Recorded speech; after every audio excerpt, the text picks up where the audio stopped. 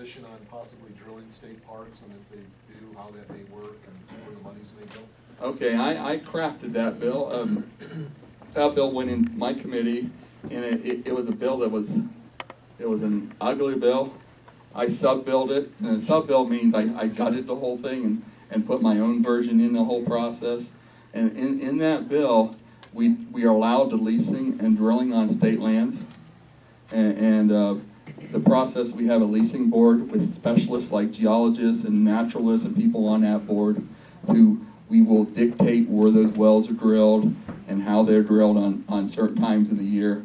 But the thing about it is, you know, we got to step back and look. We have $500 million behind on capital investment in our state lands, state parks.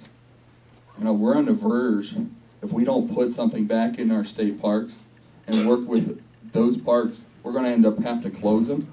So what I did in that bill to allow every penny of revenue that comes out of that state lands drilling, anything comes from those areas, goes back, those dollars go back into those parks to upgrade, make sure we have parks out there, and that's where I put my former park director hat on. So we have those resources, so those parks will be available for future generations. So here we are gathering the reserves under the ground in a proper method and using those dollars like the average citizen who has a well on their site or a lease, and we're used to upgrade our lands, our properties. And that's going to be construction jobs, trade unions, working with them, a lot of groups out there we're going to be working with to upgrade projects, and it's not going to be any taxpayers' dollars. Upgrading, it's going to be the resources recover out of the ground, and then in there, after the well has been finished off, we require them to put that land back to the natural state. But in the same boat, we make sure that we are very mindful if you're using federal dollars. And I see we have Congressman Renace's chief here.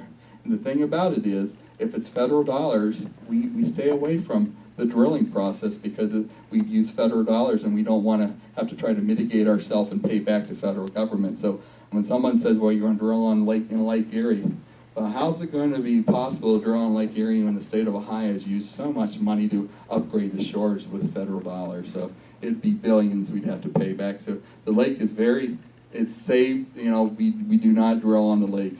Canada does, but we don't. Any other questions? Yes, sir. Yes, Representative Hall. With well sites where you're going to be bringing or extracting natural gas or methane, you're also going to get the natural gas liquids.